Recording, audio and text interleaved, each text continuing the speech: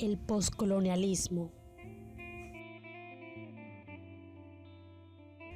Las teorías poscolonialistas o poscolonialismo trata de un conjunto de teorías que se enfrentan con el legado de la colonización española y portuguesa desde el siglo XVI hasta el XIX, o con la británica y francesa durante el siglo XIX.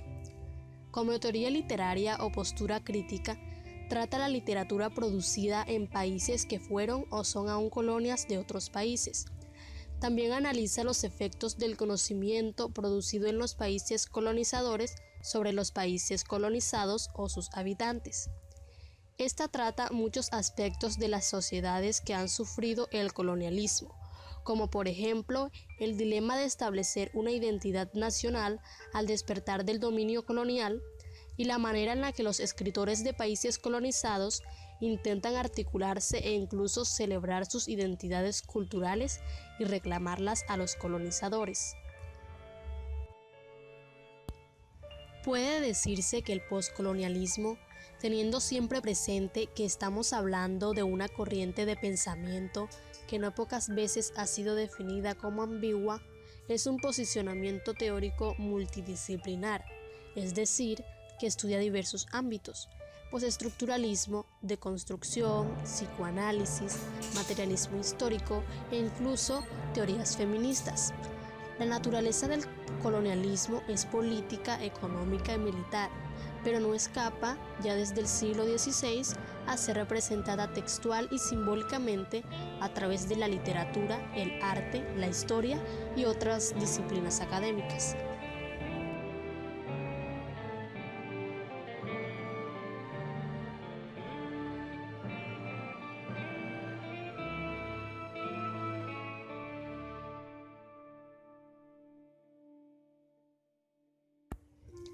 Los temas que suscitan un interés mayor dentro del poscolonialismo suelen ser mestizaje, raza, etnias, género, cultura local versus globalización, diásporas y migraciones, representación subjetiva de los colonizados, nacionalismo y resistencia frente al poder colonial.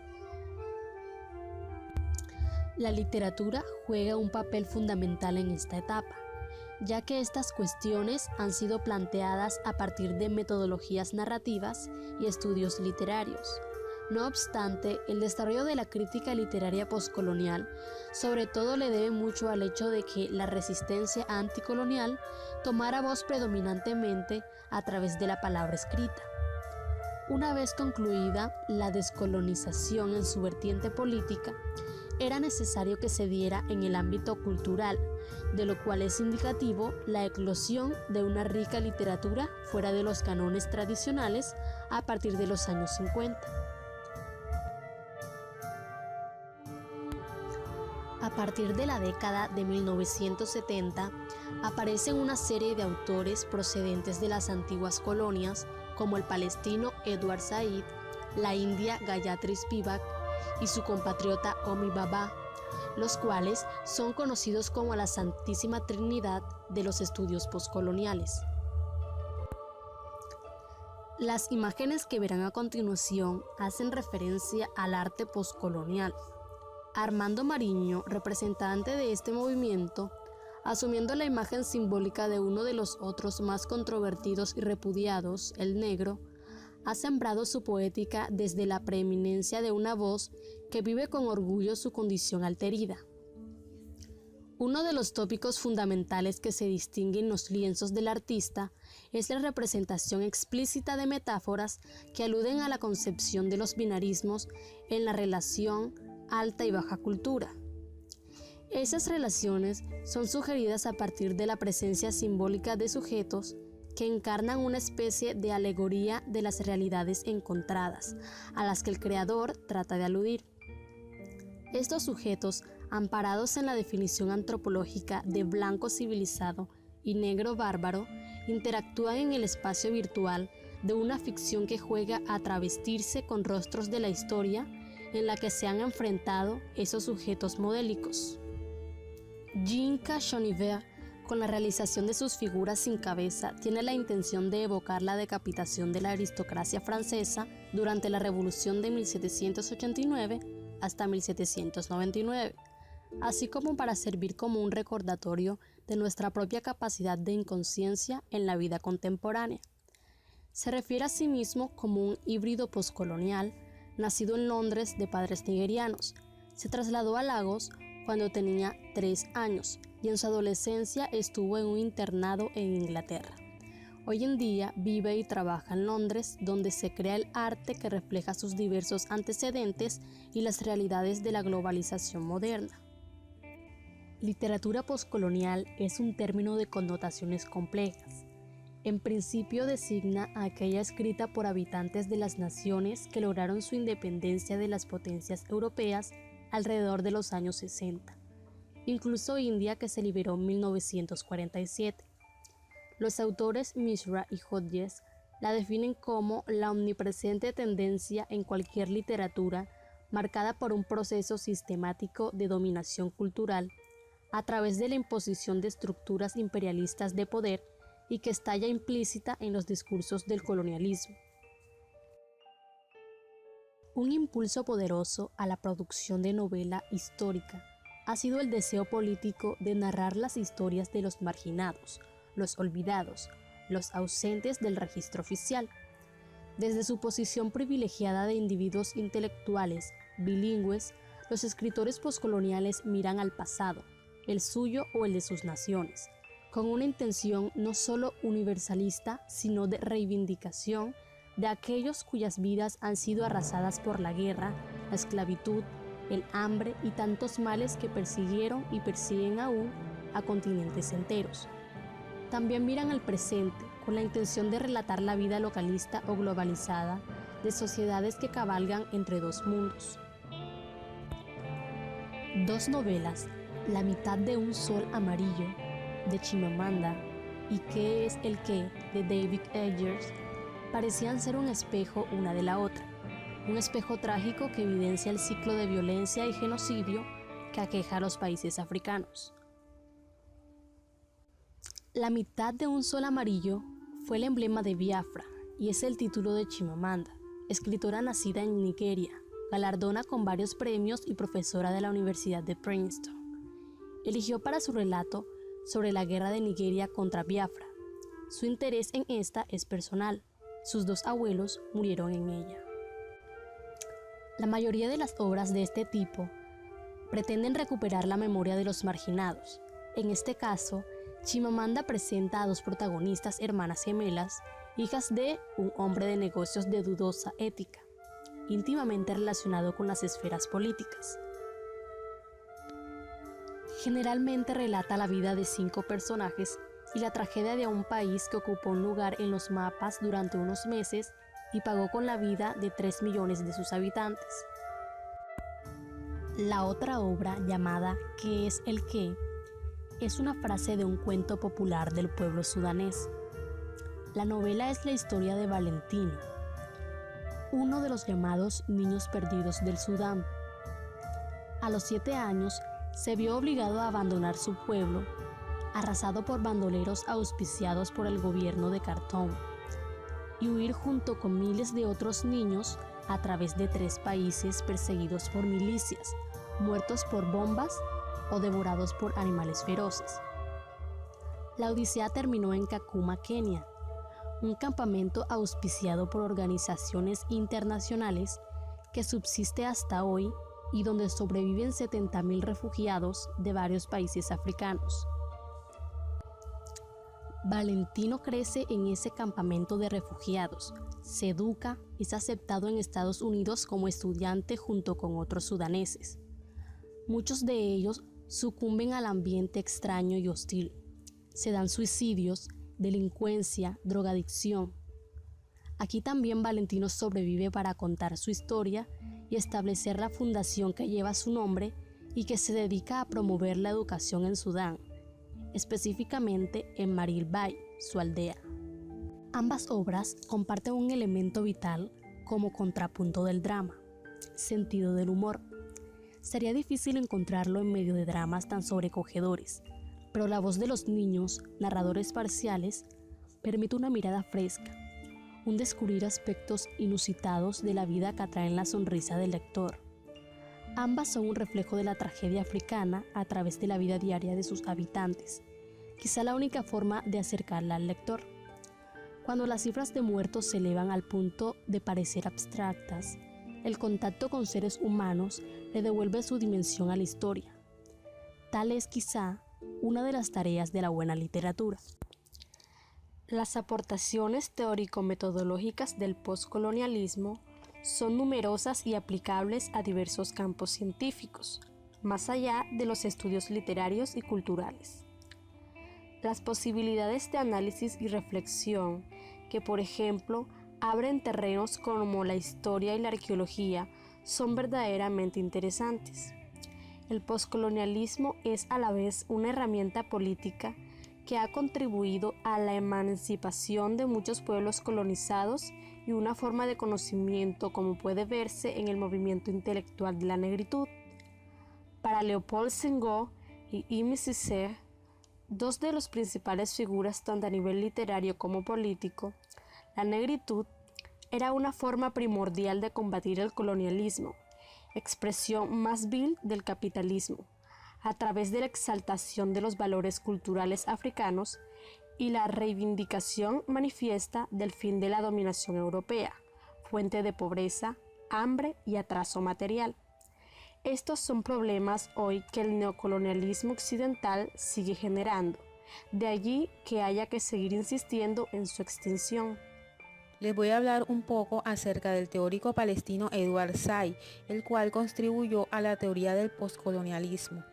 En su libro Orientalismo, publicado en 1978, inició una genealogía de los saberes europeos sobre el otro, mostrando los vínculos entre ciencias humanas e imperialismo.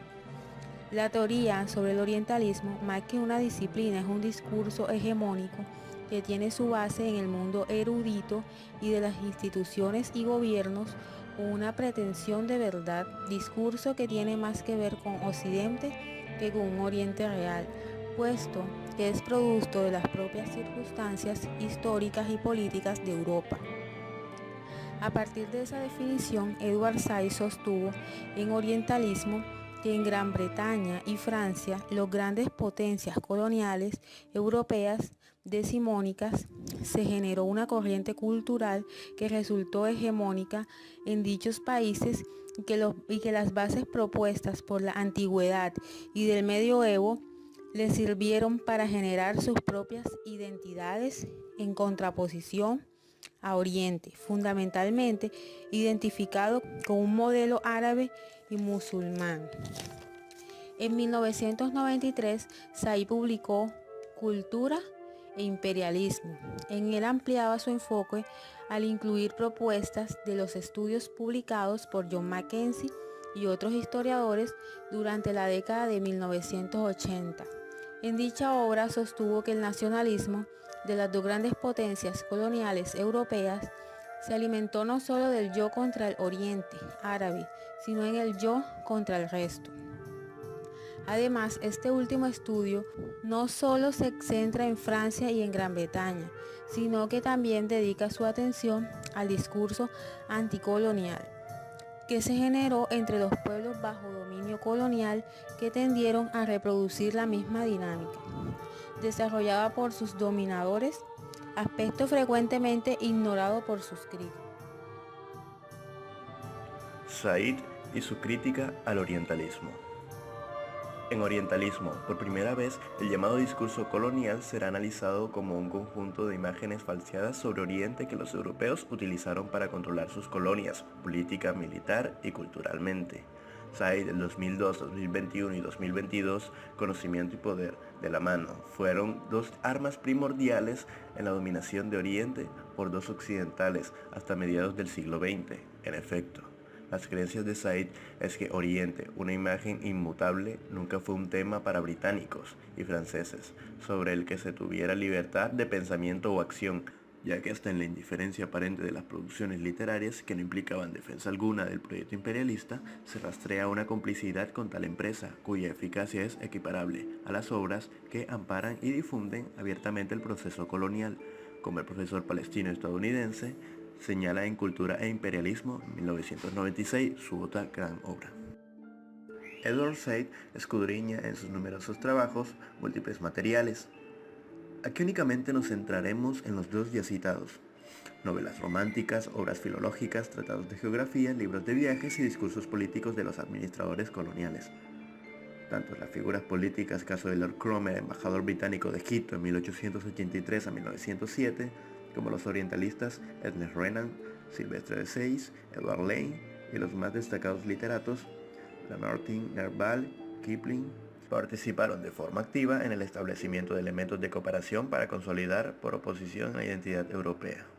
Serán por lo tanto los políticos, académicos y escritores lo que den base racional e incluso científica a toda una serie de tópicos y prejuicios, muchos de ellos heredados del pasado, que redispuestos y reformulados crean un cuerpo doctrinal que hallarán el camino a las administraciones europeas que se establecieron en África, Asia, Oceanía desde el primer cuarto del siglo XIX. Cobrará así un sentido nuevo la afirmación que Benjamín Disraeli hace en su novela Tancred en 1847. Oriente es una carrera.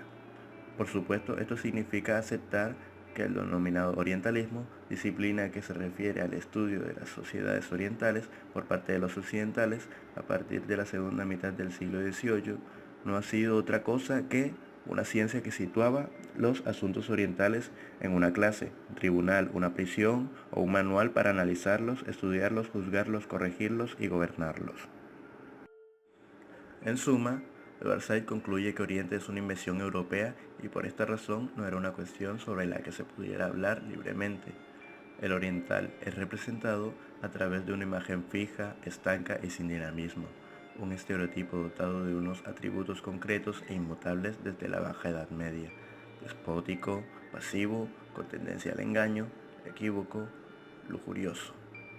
Hay aquí implica una forma de pensar basada en la diferencia entre lo familiar, Europa-Occidente, y lo extraño, Oriente-el Este.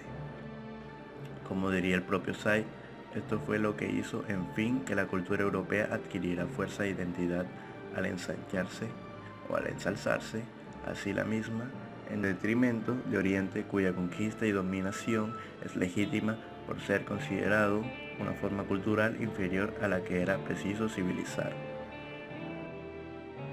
Vamos a hablar un poco sobre el postcolonialismo, la relevancia que ha adquirido en estos últimos 5 años por las críticas de Onibaba.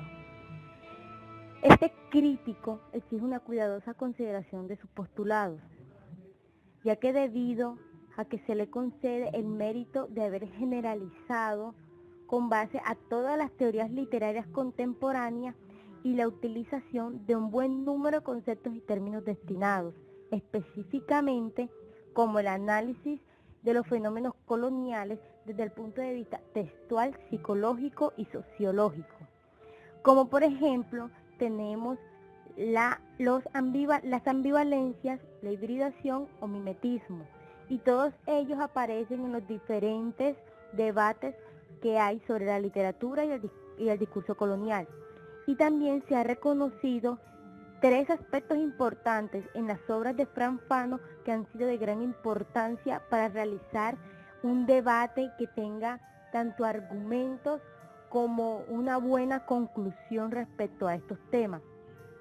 A Onibaba se le dice que son muy poco entendibles sus textos, ya que esto utiliza un lenguaje poco entendible ante el lector. Tiene el uso del metalenguaje crítico y tiene un estilo muy personal que lo lleva a inclinarse un poco más sobre los marcos teóricos de referencia. El principal y su primer proyecto intelectual de Onibaba es de difícil descripción, ya que es el crítico más alejado de los textos particulares, ya que la especulación de sus textos aparece menos aplicable a la lectura que a la interpretación de obras literarias. Como sus publicaciones se han reimpreso con frecuencia y siempre con pequeñas correcciones o modificaciones, es lo que lleva el seguimiento atento y cronológico de sus obras. Es muy complicado debido a que se convierte en una circularidad llena de repeticiones con mínimas modificaciones. Todas sus obras son reimpresas y modificadas y corregidas, entonces esto es lo que lleva a que sus obras han sido sobremodificadas y sobrecorregidas, que es lo que lleva a que son las mismas obras con diferentes o mínimas modificaciones. Sus textos teóricos son de difícil lectura, como les había dicho antes, por su estilo personal, por ese lenguaje un poco entendible para el lector. Y la exploración que él tiene de diversos temas que son relacionados con la mujer y con el género, que han estado ausentes en gran medida de las aproximaciones postcoloniales, ya que la presencia recurrente de alusiones sexuales a las mujeres en el texto son como vistas por los autores postcoloniales como algo separado del proceso de diferenciación cultural que ocurre en el momento de encuentro entre colonizador y colonizado. Y esto es lo que, como el énfasis que no hace Onibaba, no halla o no caracteriza al colonizador y al colonizado, sino que simplemente entra en ese rol de que todos son lo mismo y no le presta como que mucha atención a las relaciones entre la mujer, la violencia y todos esos aspectos. También se hace un análisis bajo los conceptos psicoanalíticos referentes al inconsciente y a la sexualidad, que son toda esa parte de la fantasía, el deseo, la negación, etc. Y de los procesos de configuración del sujeto y de la producción de conocimientos referentes a Oriente. No encuentra separar la esfera sexual de la esfera cultural. Implica negar los esfuerzos que el feminismo ha hecho por dejar las dicotomías, que es igual sexo, género y cultura, naturaleza. Entonces esto no es lo que aplica Onibaba. Él es totalmente lo contrario. Vincula todos esos aspectos del postcolonialismo, los envuelve, los relaciona de una manera un poco desfigurada, pero sin embargo la diferenciación solo queda enunciada como metáfora para explicar la configuración de la superioridad cultural, dejando de lado también, porque es que podemos notar que Onibaba también tiene, a pesar de que envuelve todos esos aspectos del colonialismo, los tiene en cuenta, porque no deja de lado el problema de la sexualidad y la construcción de sujetos coloniales sexuados. Entonces, en ese ámbito, desde ese punto de vista, el postcolonialismo, según Onibaba, es como la integración de todos esos aspectos, de todos esos endes que él tiene, con base a la sexualidad y a la construcción. Él construye el objeto sexuado con el objeto coloniado. Hace una relación entre esos dos objetos. Y al aplicar el concepto de ambivalencia y estereotipos en una obra literaria, Onibaba toma al personaje de ficción como si fuera un sujeto colonial real y juzga sus patologías o sus deseos como si fueran los de un individuo con existencia independiente, por lo que el despliegue conceptual de la teoría no parece estar a la altura de su aplicación del análisis de los textos literarios. Entonces, en esta confrontación con la ficción, aparece como si Onibaba eliminara a llevar a cabo una lectura temática tradicional. O sea, esto que Onibaba hace es lo que nos parece a nosotros que elimina esa parte tradicional. Es decir, él contesta ciertas preguntas como quién es, qué piensa el personaje sobre los indios, en qué se fundamenta lo que piensa. Entonces, este nivel elemental de interrogación del texto no se abandona en el ensayo, sin ni siquiera para juzgar o para preguntarse por la intención política que informa la totalidad de la narración, sino como los instrumentos teóricos para relevar esos elementos, aspectos que no se perciben, porque Onibaba se limita a realizar la traducción de esa lectura. Entonces se queda en un lenguaje de ascendencia psicoanalítica, solamente se queda en lo superficial, no es capaz de ir más allá e interpretar qué puede estar sintiendo ese personaje o por qué ese autor describe ese personaje de esa manera. No hace esa parte de la interioridad del texto, sino que solamente se queda ahí, en ese exterior, en eso superficial, en vez de conocer, explicar y detallar esos personajes por el sentir, por el porqué, por el ir más allá que el quedarse superficialmente. Entonces, con base a todo lo que he dicho anteriormente, podemos decir que Onibaba fue uno de esos mayores representantes, pero que a la vez no acataba como que ese poscolonialismo que tenía que ser, que otros autores describían, sino que él quiso darle otro concepto al poscolonialismo.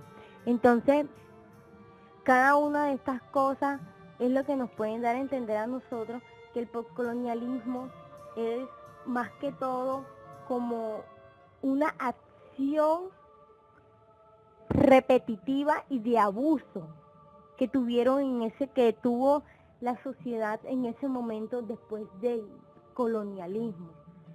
Entonces, también, aparte de todo lo que ya he dicho anterior, no podemos olvidar que él, a pesar que iba en contra de todas esas cosas, fue un verdadero y un gran representante del postcolonialismo.